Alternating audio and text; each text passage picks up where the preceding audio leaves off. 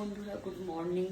এখানে চা গরম করছি, চা খেয়ে দিয়ে বেরাবো, বাট বাইরে খুব বৃষ্টি হচ্ছে, কিন্তু বেরাতে তো হবেই।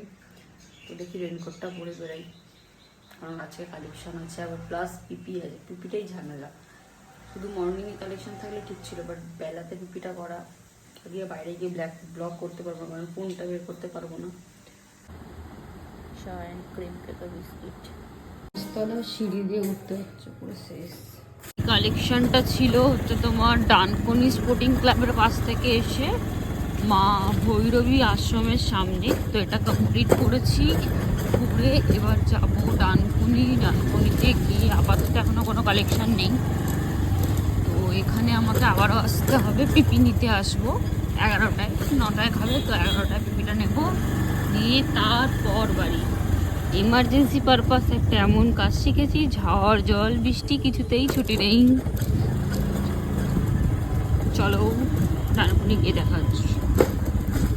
তিনি বলছিলাম না, এদিকের বেশিরভাগ ফ্ল্যাটে লিফট থাকে, কিন্তু আজকেরটাতে লিফট নেই, পুরো 5তলা সিঁড়িতে উঠতে হবে।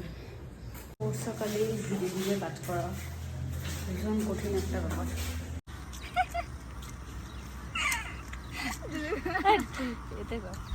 ये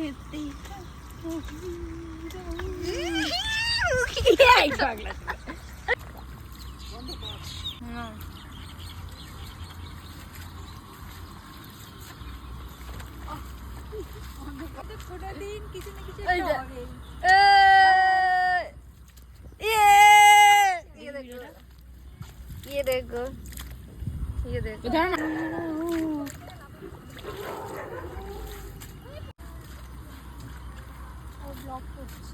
শুট করতে গিয়ে আমার ছাতা দিয়ে লেগে এখানটা কেটে গেছে।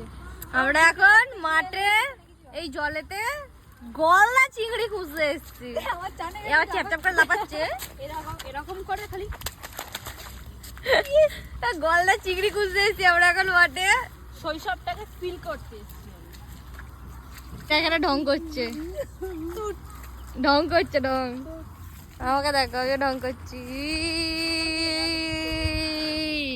তুই পড়লে পর আমার ফোনটা ফেলিস না ভাই। হোক উটি আর আমি গেছিলাম জগদীশপুরে একটা ইঞ্জেকশন দিতে।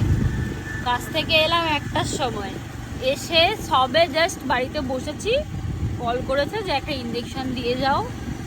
জীবনে আমার শান্তি নেই, এমন একটা কাজ শিখেছি, আমার জীবনে কোনো শান্তি নেই। খালি চানটা করলাম, ভাতটা খেলাম, খেয়ে ভেবেছিলাম দুপুরে একটু ঘুমাবো, এরকম সুন্দর হয়ে যাবে, ঘুম আর হলো না। তো আমাকে বেরিয়ে পড়তে হলো ইঞ্জেকশন দিতে। তো দিয়ে এবার বাড়ি যাচ্ছি, বাড়িতে গিয়ে